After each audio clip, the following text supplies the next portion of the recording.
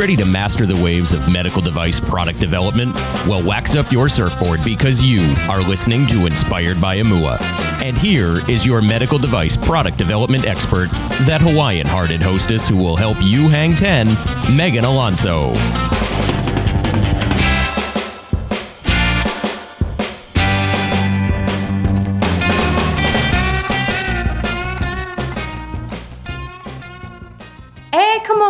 And aloha, innovation warriors. It's Meghan Alonso, and you're listening to episode 73 of Inspired by Imua, where I talk with medical startups and industry experts that inspire every Tuesday. Tired of not winning pitch competitions? Interested in entering pitch competitions but need to get ready? Invention idea to profitable product gives you the step-by-step plan and the perfect pitch. Sign up for a 14-day trial at imua-services.com/IIPP.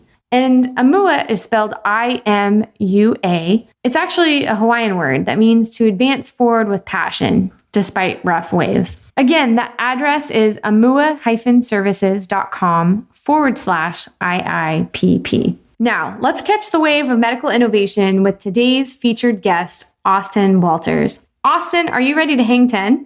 Sure thing. Austin is the founder of SpringTide, a firm that helps medical technology companies go to market successfully. He's led sales for Friendemic, consulted for Johnson & Johnson, Medtronic, and Walgreens at Innosight, served as the commercial director for EchoNous, and is a graduate of the Harvard Business School. So Austin, go into a little bit more depth on that intro. Sure. So my background in healthcare is relatively brief, starting about 8 years ago when I began as a consultant at Innosight. Innosight's a firm here in Boston that was co-founded by Clay Christensen, and he's best known in healthcare circles for his book, The Innovator's Prescription. But what we did there was help large companies mostly manage disruption. So Walgreens, for example, is facing really stiff competition from mail order pharmacies or PBMs that are cutting into their revenue streams. And so they have to figure out how they can disrupt the providers that sit above them in the value chain, hospitals or outpatient clinics. And so that's what you're seeing with the retail pharmacies starting to offer retail clinical services, starting with flu shots, but moving up the chain and doing things like transfusions now.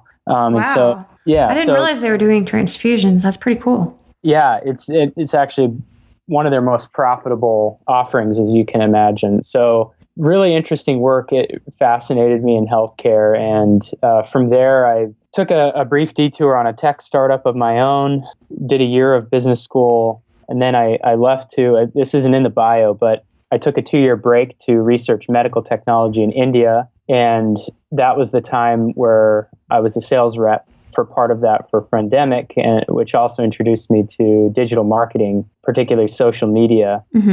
And began tying all of this together and imagining a lower cost, more disruptive way that medical technology companies could go to market, where an important part of their value proposition is low cost. So not all capital medical equipment is aligned with that, but increasingly, as you know, we're shifting to value-based reimbursement and Medicaid managed care plans, and there's a lot of cost pressure now and a lot of pressure to prove value. So those are the kinds of companies that are well ahead of the curve on that we partner with. Wow, that's impressive. So it seems like you're an expert in many things, and that's awesome. But what do you particularly want to focus in on, or what are you focusing in on right now as an expert? That's a good question. So at SpringTide, we started by doing just the digital marketing. And what I found in talking with companies here in Boston, and there are so many, there's a robust digital health ecosystem here and biotech, and that's a lot of companies. And what they really cared about was sales. And so while I definitely believe in inbound marketing and digital marketing, and if you do it right, in 6 or so months, you can start to see some really affordable qualified leads come in. I found that a lot of these companies didn't have a sales solution in place. So what are they supposed to do with those leads? Yeah. And it's it's just a more difficult thing for them to wrap their minds around. So actually what SpringTide is mostly focused on now is what we call elastic sales. And you can think of it as similar to contract manufacturer sales reps. So they're independent contractors, but they're under contract to SpringTide. And we manage them and put them through an onboarding training process for the client, and have really worked hard to design the right comp package for them and for the client. So that's most of the interest we're seeing from the market is on what we call elastic sales. Oh, that's interesting. So are these companies sharing a sales rep, or they're dedicated to one particular company? Potentially they share them. Although we, Chinese firewalls there, that there never be a conflict of interest. Each of the products so far has been in a totally different area clinically. And so our philosophy is we hire sales athletes. They're all experienced clinical sales reps, but each client would pay for a portion of their day. And they would pay a monthly cash retainer that's about a third of their base salary. And so today that's about $3,000 a month per rep. That's an introductory price. And it's much, much less expensive than hiring a full-time in-house rep, which costs about $15,000 a month in cash. You add up all of the salary and bonus and expenses. So it's a way, they can hire more reps and start to sell. And these reps can initiate the process. In healthcare now, you have a lot of value analysis committees, and there are procurement processes, and all of that is increased with consolidation among providers. So it takes time for companies to find product market fit, to achieve operational excellence, meaning they know how to fulfill and distribute and provide post-sale service. So even if we're doing the sales piece, they still have to deliver on all of those other operational pieces. And all of that takes time. So there might be a year or 2 or 3 between the time when you're ready to start selling and floating a new product in the market and the time when you're ready to scale sales. Mm-hmm. And our really core belief is that period of time, you should be keeping your cash costs as low as possible. And that's what we've designed our sales service to do for them. So we charge that low monthly rate, and then a commission rate that's about 20%. And then we like to earn equity in the client company by hitting revenue targets that we agree upon with them. Interesting. I like that business model. It's very flexible when you're first starting out, and you're right. A lot of startup companies, cash is always the hindrance, and so if you can make it easier on them, but still give them a way to penetrate the market, that's excellent. So, what have you done recently to increase this expertise or learn more about that industry? I work with a lot of mentors in clinical sales. While I have been a sales rep for a company that was not selling medical technology. And so I have worked very closely with some senior sales executives that have managed many teams, and they've provided input on the comp package design. And so honestly, I think keeping in touch with them and having regular calls and tapping them for leads on reps they think would be a good fit for this or that product, that's been the single biggest source of, I think, expertise for me. Although one thing I'd love to mention that's been a big part of how I think about building a new market is a course that I took online that anyone could take. It's through Coursera, and it was Peter Jackson's network theory course. Oh, interesting. So tell me more about it. Yeah, so he's a professor at Stanford, and network theory is all about studying how networks emerge and how they behave and how you analyze them. And it's more academic. It goes into the weeds, but I found it really, really useful in providing some models like the base diffusion model that an entrepreneur or head of sales can use to think about how to invest their time and resources to bring on the right kinds of KOLs or connectors or nodes in the network, and how to mathematically model the results of doing that, actually. I found it to be a really fascinating way to be more rigorous about go-to-market planning. Oh, that's interesting. So in addition to mathematically modeling sales forecasts, like, okay, we're closing at 10%. So we've got to have, out of 100 sales calls, 15 of those people will answer the phone. Now, I'm just using this as an example. And then of those 15 that you actually get to answer the phone, you're going to get 2 appointments. And of those 2 appointments, or maybe you get 3 people. So of those 3 people, you'll have 1 person that actually is interested in what you have to offer. So then it just goes from there, and you can calculate that. I've always heard that when you're hiring, if you hire people that have large social networks, and I don't mean social networks like Facebook or Twitter, but I mean they are not only active in the workplace, but for instance, they're in this sport and they know everybody that's involved in different areas of their sport. And then they go to church and they have their network at church, and they go to their son's, piano lesson. And then they have all this network over there. And the more people that they're exposed to in different areas, that's been proven to be really successful. But there hasn't necessarily been a scientific or mathematical model about it. But what you're speaking to is kind of the same thing. Yeah, it is. And, none of it is totally mathematical. It's always good. The models are always going to be wrong, but it's sort of like planning, right? Like who was it that said that plans are useless, but planning is priceless, right? So it gives you a sense of based on, and I've seen these statistics.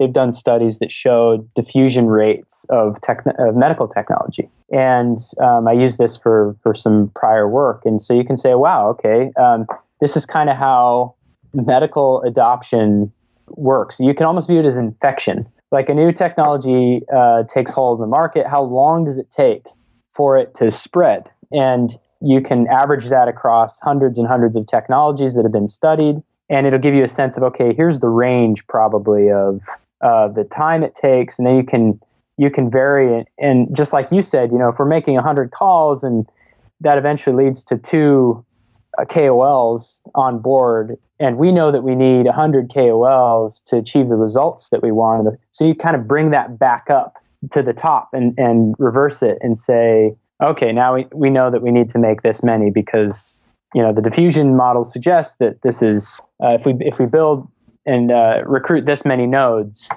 that are likely to have this many connections, then we can expect this level of awareness. Mm-hmm. So I think it's pretty exciting. Yeah, that's interesting. I like that. So Peter Jackson's network theory course on Coursera. Yeah, it's great. We'll check it out. And I'll link to that in the show notes here too. Cool. So what's one thing, in your opinion, that medtech entrepreneurs and startups don't know, but they should know?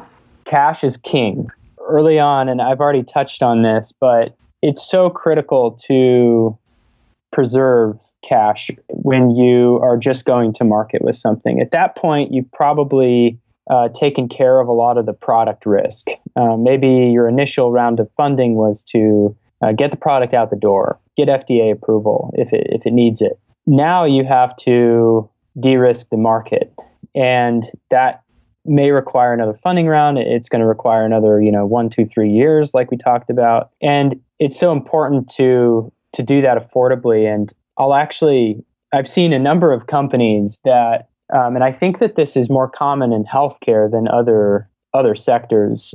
I think because the stakes are high, you are dealing with human lives. But I've seen companies that will, when they're at the point where they're ready to start selling, they will raise a lot of cash and hire a lot of full-time sales reps.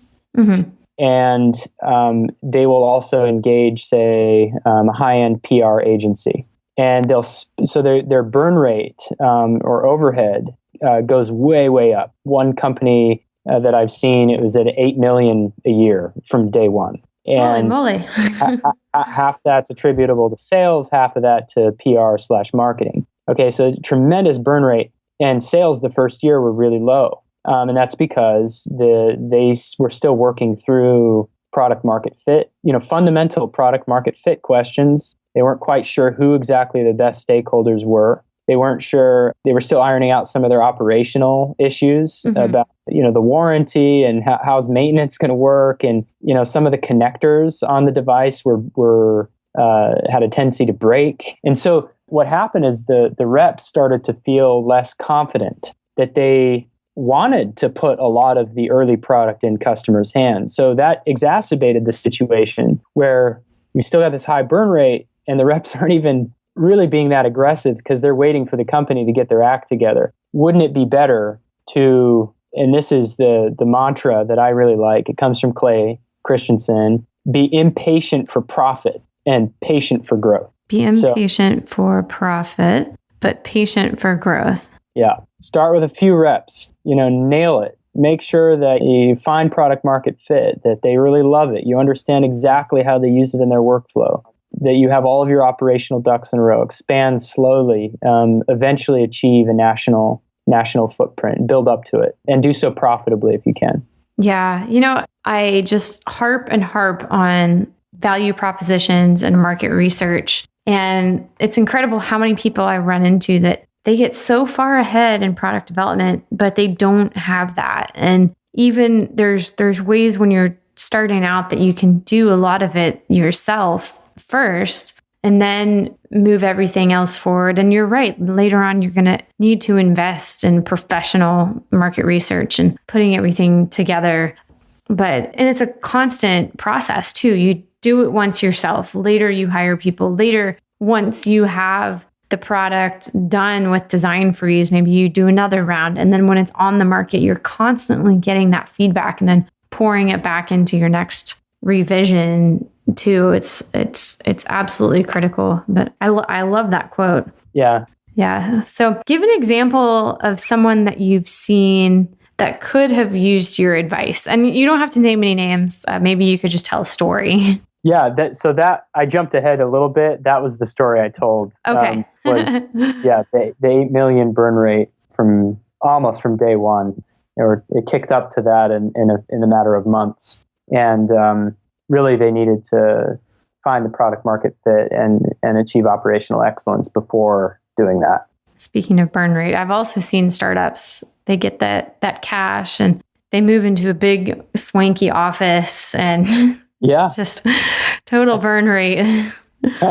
Yeah, that's right. And the problem with that is you might think you might think you have the right solution, but you don't actually know that. And so it's just the old practical advice of don't count your chickens before they hatch. And I think that's what's so powerful about the impatient for profit, patient growth idea is cost low until you know you've got it and you know exactly who the stakeholders are and what the messaging should be and how you deliver on every piece of the product and service. Yeah. The experience as a whole. Lessons learned. I've learned some of those lessons too. So I think everybody, no one can go through an entrepreneurial journey without running into some roadblocks, but it's best if you can take what others have been through, learn from that and not do what they did. Yeah, definitely. Yeah. So on the flip side, share a success story that you've had lately. Maybe you've walked someone through a challenge that they were facing or helped them to be successful. Yeah, so I'll talk about an experience that we've had with a client that I won't share their name, but it's a telemedicine company that wanted to test an idea of whether patients discharged from the emergency room would want a consultation from an emergency physician afterwards. Like a follow-up type thing. Exactly. And a lot of hospitals, so actually what we learned, we did two trials with that, and we advertised extensively digitally, and we got a lot of clicks, a lot of interest, but not a single patient actually downloaded the app and scheduled with the doctor. And so we did a little more digging, and we're still trying to figure out exactly why that is. It could be because of the price or the inconvenience of the app. But what we know for sure is that the need was, even though we saw a lot of interest and a lot of clicks, the need was not significant enough that they're willing to pay the price to get that. And so that was a really important learning. But the success happened. So to me, that is success. If you fail quickly, early on, you want to fail quickly, often, and cheaply, and so that you can pivot. And here there was a pivot. So we were contacted by a company that finds American specialists for wealthy Chinese patients that are willing to pay anything for some of their time in the evening or early morning. And found out that there's another application that they have pivoted to with their telehealth network. We're also expanding the service to provide telemedicine to outlying islands in the Bahamas. And so even though that particular experiment didn't succeed, it got the client into the market where they're pivoting their way into success and have found real market applications and are willing to deliver on those because of the flexibility. Yeah, what you did reminds me a lot of Tim Ferriss does this actually, that wrote the 4-Hour Work Week. So he talks about when he's launching a new product or helping someone else launch a new product, he tests kind of what you did, like on Google, throw some Google ads up there, have a landing page that he's driving traffic to, and see if people will bite and if they'll sign up for whatever's being offered. And if they're not seeing a lot of traction, then maybe they'll tweak the headlines or tweak the price and test that. But then ultimately, if they don't meet their goals with that, then they're not going to launch their product. Yeah, I like that. So we're getting a lot of value from Austin, but I wanted to take a quick break so we can hear a word from our sponsors, and we'll be back with his best advice.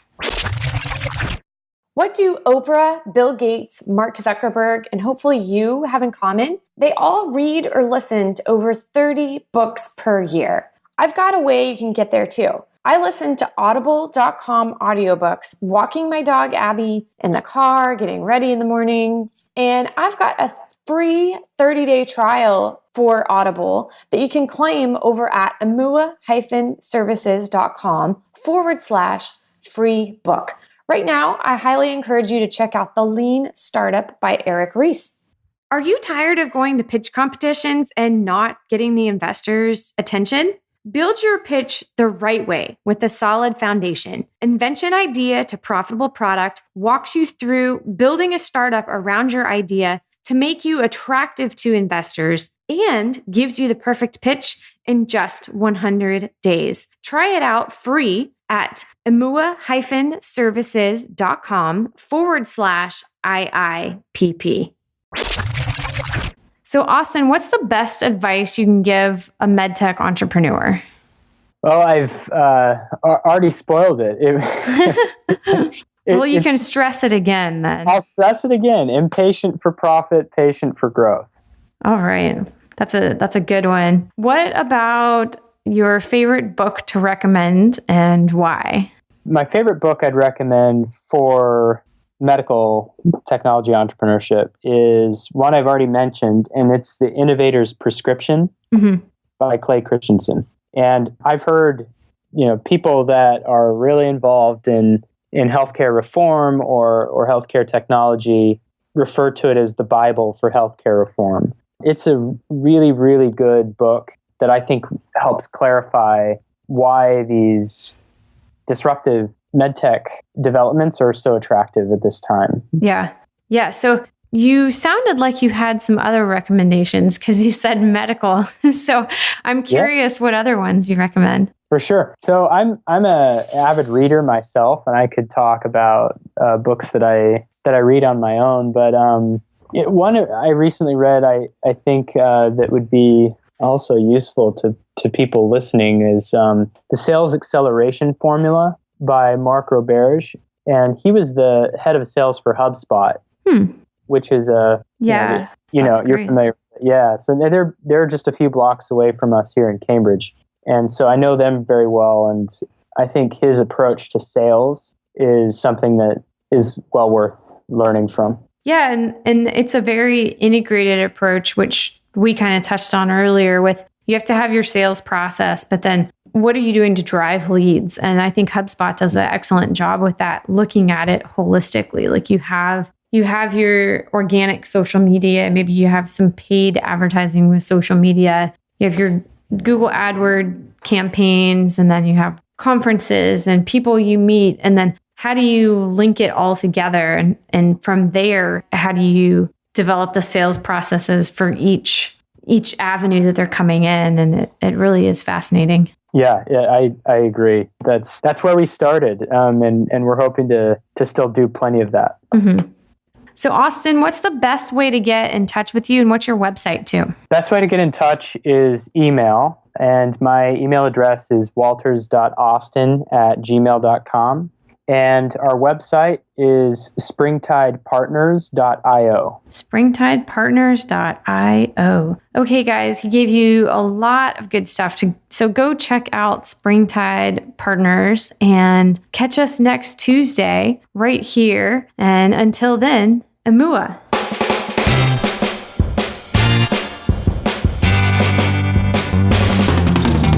Mahalo for joining us. If you're new to riding the waves of medical device product development, or if you've been in development for a while already, Inspired by Imua is here to surf with you. Want to be a master of the waves? Text HANG10, that's HANGTEN, to 44222. We'll send you the most common wipeouts companies make in product development so you can avoid them and reach master wave status. Again, that's HANG10 to 44222. We publish a new episode every Tuesday, so catch us at inspiredbyimua.com. Imua!